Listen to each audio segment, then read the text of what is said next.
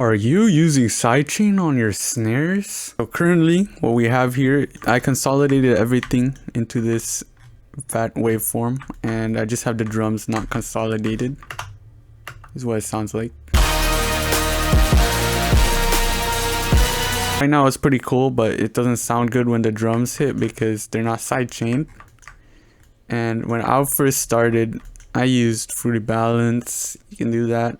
There's nothing wrong with that. I like to put everything on a sidechain channel now and just automate this. First copy it, copy the value, and then automate the volume. So then we got this, and since we copied the value, we can just put it here. Now when it's at maximum volume, it's only at 70% or whatever it was before. So we don't have to keep like copy paste, you know. So are you doing this with your side chaining? Just like this and like this? Well, what if I told you there was a better way to do this? Okay, now we have the sidechain automation on all our kicks. But what if we nudge it over a little before the kick happens so that you hear more of the kick by itself and it will sound cooler? So I'll move the whole drop over to the right so we can move this more to the left. Yeah, like that.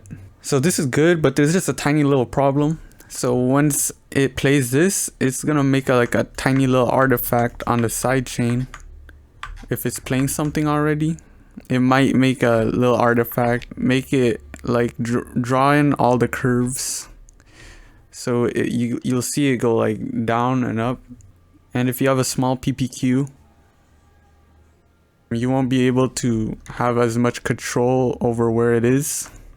So just make sure you have like 96 or something. But these little things, they will add up. Think about anything big, like what are they made out of? Atoms? Atoms are super tiny. The smallest changes will make a big difference eventually. So let's see how it sounds now. And this is how it was before.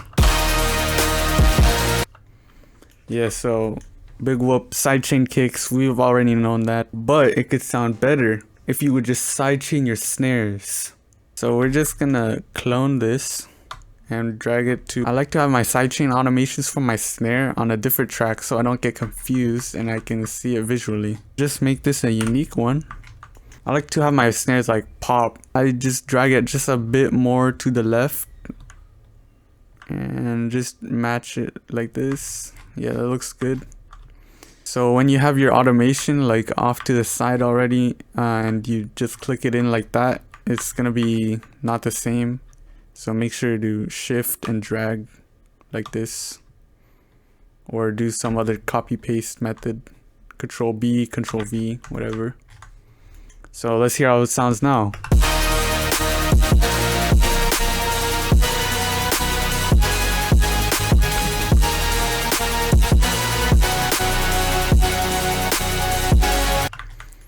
And from there, just tweak it to your liking. So like if it's a little too much, maybe just...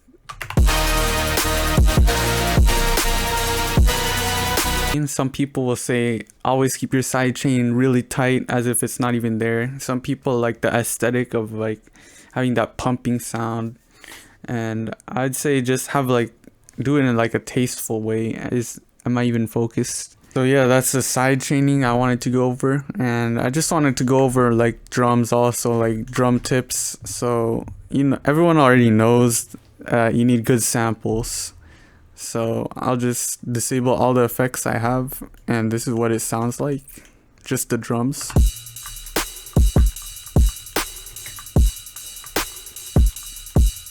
And if for some reason you don't have good drum samples, I have good news for you, because I have a free sample pack based on Stable Valley artists. It's free, you can get that, or you can wait a bit and get a paid version of volume 2. And I really like the snares in this pack. Let's just go through a couple.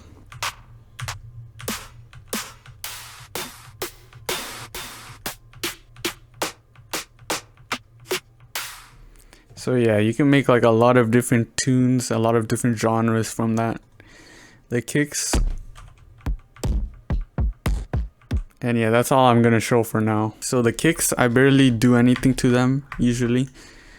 For this case, I just boosted the little lows and mids and cut the 300s. And for the snares, I've recently rediscovered like punchy drums are really cool. So at first I put this transient shaper on it and just cut the length, made it really punchy and short. But I ended up wanting to keep the tail in there. And I just added some air to it using the Mag EQ4. So all the drums, they go into a transient shaper. I'm boosting the transients and lowering the length a little, adding a little New York compression and some presence. So at 100% mix, this is what it sounds like. So that's pretty intense. And if I were to put it in the whole context of the track, it would sound a little weird. Like the transients are kind of losing its like punch, so to say.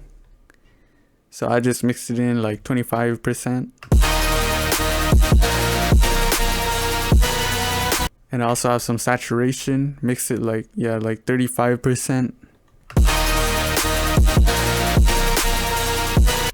Yeah, the saturation is really nice, really blends it in with the rest of the track. If you do all these together, then it will make it really pop. So I should probably tell you this, I have something on my pre-master. So I'm gonna turn it off, but a little loudness warning right here.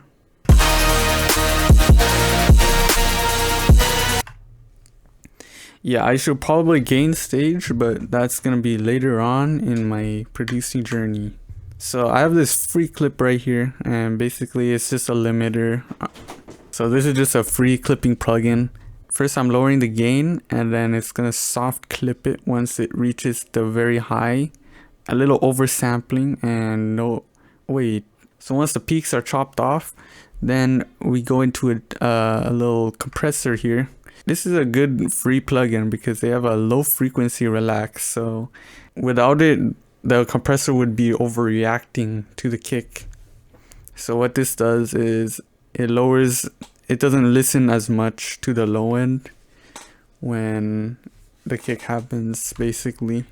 So I just want to remind you guys that the attack and the release, slow attack and a fast release, like I've been hearing that all the time and I just forgot about it.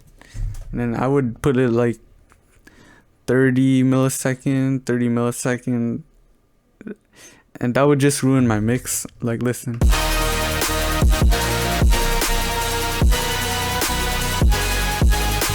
Okay, maybe not really ruined, like it still sounds good, but it's not as punchy as it could be. So let's put it back to like 6 milliseconds.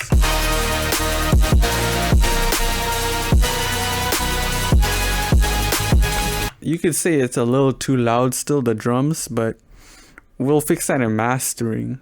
You could always fix it in the mix, but if you could always fix it later, why not? Okay, that's pretty bad advice. Yeah, maybe just like 3 seconds, 4 seconds attack.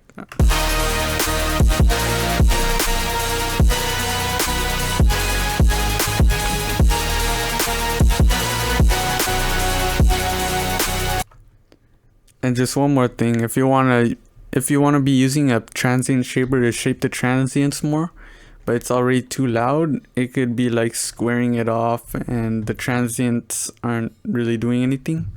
So lower the input and then raise the transients. Otherwise, if you don't lower the input, it sounds like this. Really squared off, but it doesn't need it in this case. I just wanted to show you guys, like if you wanted the transients and not a squared sound, that's one way to do it, lower the input. Okay, so today, let's recap what we have been discussing. Sidechain your snares as well as your kicks.